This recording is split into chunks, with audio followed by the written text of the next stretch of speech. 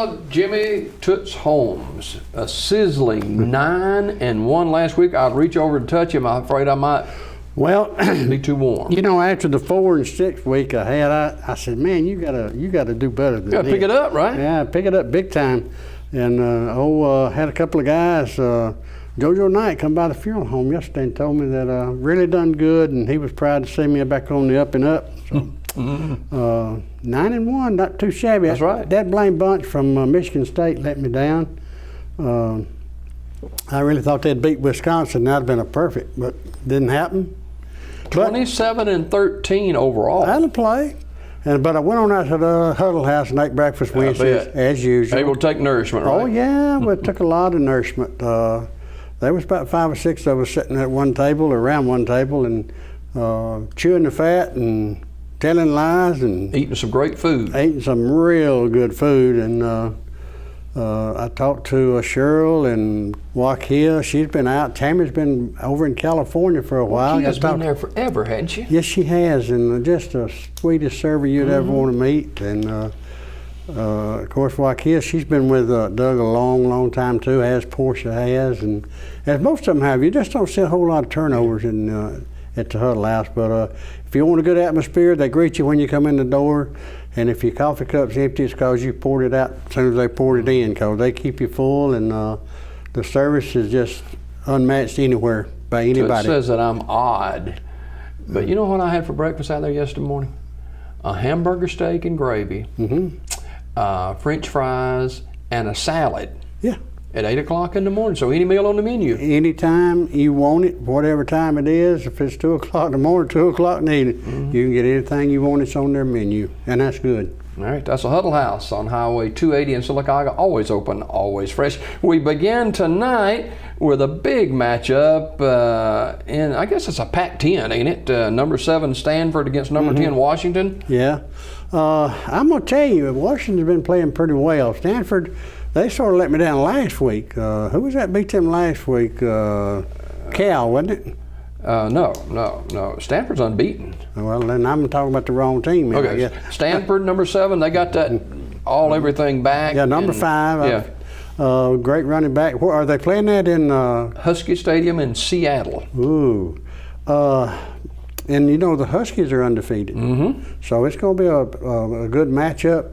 And just because they're playing in Seattle, I'm going to go with the Huskies. All right, take Washington over Stanford, and that's an upset. It would be an upset, but you know they always tell me if you're playing at home, it's worth 7 points. So I'll go with that.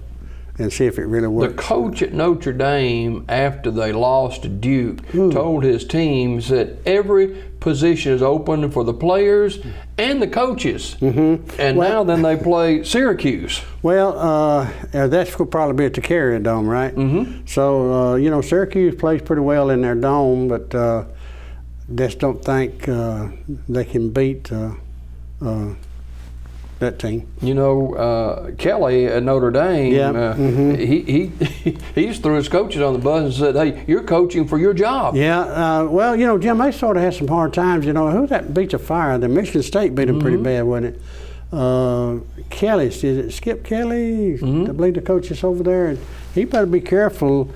But anyway, I think they'll rebound and they'll beat Syracuse, regardless of where they're playing. All right. Number 22, Texas, against a team that is very dangerous, especially in Boone-Pickens Stadium, Oklahoma State, the Cowboys. Yeah, the Cowboys hadn't fared too well this year. The Longhorns, they, you know, after that big win over Notre Dame, I thought, well, this may be the team. They jumped them up in the polls a good bit. And then last week they got beat, so I don't know, but I just look for Charlie Strong to get his kids to rebound and play well. I think Texas takes care of business. Maybe it certainly would have been if Georgia had done their job last week. Number 11 Tennessee at Sanford Stadium in Athens against the number 25 Bulldogs. Well, I'm going to tell you, I've really been, after watching the Missouri-Georgia game, I don't know. I think the jury's still out on them. Chubb has been had some good games, but he's sort of been a little spotty. he got hurt again last week. To what extent, I really don't know. Tennessee, after they rebounded back like they did against the Gators, that showed me that Butch Jones is doing things pretty well over in Knoxville. So I look for the hedges to wiggle, but it won't be Georgia doing it. Florida State, after being beaten so badly by Louisville, rebounded last week with a win. They're ranked number 12, and they take on University of North Carolina. Well, Gene Chizik is the defensive coordinator there, former head coach down at Auburn. I don't think they got the horses, though, Jim, to stay with Jimbo Fisher's Florida Seminoles, Florida State Seminoles, I should say. Maybe the marquee matchup of the day, number 8 undefeated Wisconsin at unbeaten number 4 Michigan. Well, I'm going to tell you, they go into the big house, and there'll be, 107,000 screaming fans, and be predominantly Michigan. Jim Harbaugh's got those kids playing pretty well.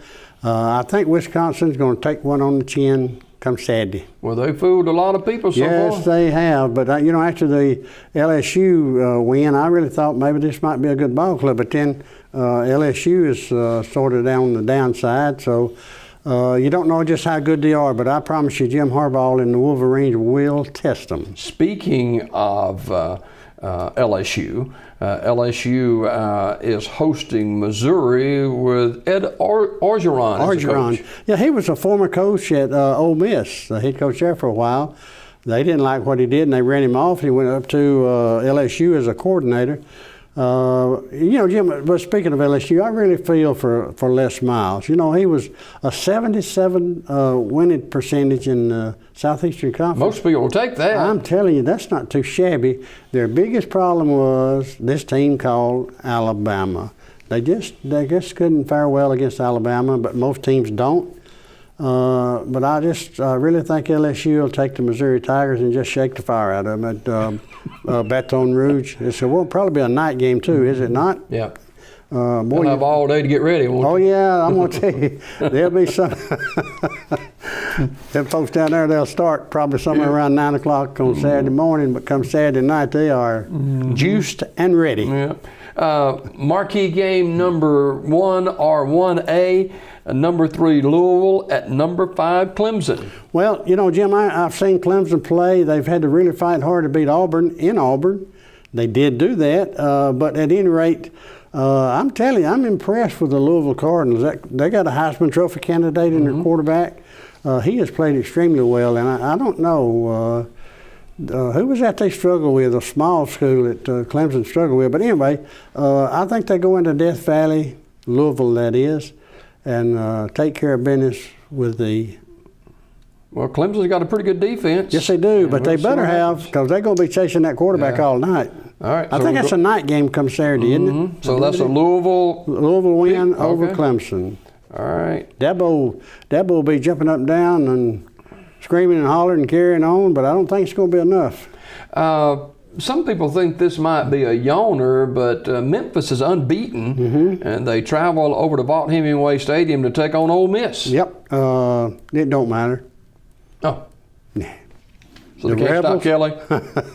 No, that Kelly kid is playing pretty well. He's about old as I am, but he's throwing the ball around pretty well. He throws a lot better than you do. Oh, pretty much, yeah. But I really do think that the Rebs will take care of business and over the Tigers.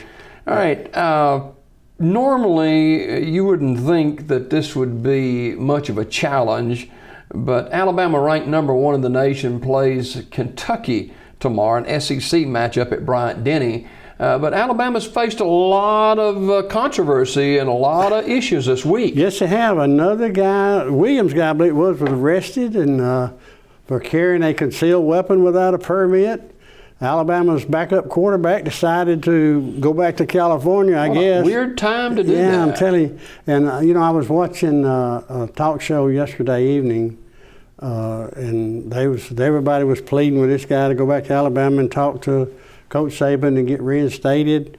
If it happened, I don't know. If it did, it'd have been overnight. But at any rate, I think, he traveled a long way and really thought he was going to step in and take over the starting chores at University of Alabama. The Hurts kid has played extremely well, only a freshman, and he does what a quarterback's supposed to do in SEC. If you got a receiver that's covered, you tuck that baby and get what you can, and he don't mind doing it. Coach Saban yesterday in his press conference used a strong word pertaining to Barnett leaving. He said, "Don't quit on your team." Right, really. I really do think Coach Saban made a statement that he thought that kid would be the future quarterback at the University of Alabama. I really feel sure, being that Hurts playing well as he is, they probably would have redshirted him later on. I don't think he's played I think it's required 3 games. If you're playing over 3 games, you can't redshirt. But at any rate, I think the kid's making a mistake. Oregon was on his priority list when he first started being recruited out of California. So, I think, and the rumors have it, if he does go back and does go to another school, he'll have to sit out the first 4 games of next year. He thought this thing out. He just didn't do that. Oh, yeah, no, there's something in the wing that he knows that we don't know. But if, you have to sit out a year before you can play at another school. So I think it's the first 4 games of next year before he would be eligible to play anywhere. So. I think Oregon may be on his mind. Well, getting back to the Alabama-Kentucky game, Alabama prohibitive over 30-point favorite. Shouldn't be much of a contest. I don't think it should be. I saw the Kentucky-South Carolina game, and Kentucky beat South Carolina. I just don't. They don't have the horses to stay with the University of Alabama, especially at Bryant-Denny Stadium, where there'll be 100 and some odd few thousand there. Auburn, after coming off a big win a dramatic win over LSU last week, now plays a team that they shouldn't have any trouble with. And this is not one of our picks, but we want to talk about ULM and Auburn, University of Louisville. Huh? Louisville. Louisiana. At Monroe, I think that's where they're at. But Monroe, right? Monroe, I think that's what it is. But anyway, they shouldn't have any trouble with them. I think they'll get to play a lot of players. But if you go in flat after you said a win, I call it a peculiar win. I don't know. LSU played well enough to win. Auburn 7 times in the red zone, 6 field goals. My friend, that won't get it done. Malzahn, at his press conference, you're almost uncomfortable with it this week, where he had given things over to his offensive coordinator and said he's not going to be involved in the offense at all. His pedigree was an offensive coordinator coming to Auburn. He should be. Brett Lashley might better pick it up a little bit if he's calling the plays. There's one waiting in the wings at Auburn, and every team needs a scapegoat. No pressure, right? No pressure. No pressure about hunting another job. But he might ought to pick it up a notch. I mean, you get in that red zone, they still got Arkansas, Georgia, Alabama, all these big teams still left to play. And you get in the red zone, 3 just not going to get it done. It did against LSU, but I think Auburn's defense, Jim, played pretty well. They've got a pretty strong defensive line, and their linebackers are young, but they'll get after you pretty good. So I think they were lucky. But somebody actually called me on my telephone and told me, he says, give Auburn 1 second and they can beat anybody. And I won't go no further with that. But y'all don't ever forget that, do you? Well, this is twice now. With 1 second, they win the football game. So I don't know. Just hold on to memories, Tootsie. Hold on to memories. Tootsie's Tips brought to you by the Huddle House. Tootster was 9-1 last week, 27-13 overall, and some of the picks he's made today. If you get to 9-1, I'll take you to the Huddle House. I tell you what, if we just go 1-9, let's go anyway, Coach. That's a pretty good place to eat. Sounds good to me. Huddle House, always open, always fresh. Our buddy Doug Norton, the owner and operator of the Huddle House, and he's one of those guys that just comes out and sits down at the table with you. Well, he does, and I sort of invited him out there for Wednesday morning, but maybe just a tad early for him because He can't handle all the pressure for them guys. I know, but you know, there's a one in the wing. Her name is Peyton. That may be causing a lot of his not being there when we were there. But at any rate, Doug, great guy. I've been knowing him ever since he's been out there, and we play a little golf together. And he can't beat me at golf, by the way. But anyway, he's still a great guy, and they serve great food. And I'm telling you, it's just the atmosphere there is unmatched. It's a smoke-free environment, and so that's a big plus for me. So, but again, we invite everybody to come out. Wednesday morning about 8 o'clock, y'all drop by. We love to eat and chew the fat. But to hear you tell it, nobody beats you at golf. So. No, nobody does. Since Mr. Palmer passed away, I may be the #1 golfer in the world now. Could be. You can't never tell. All right, Toots, we'll see you next time. All right, buddy, enjoyed it. All right, Toots' Tips brought to you by the Huddle House. More Daybreak straight ahead.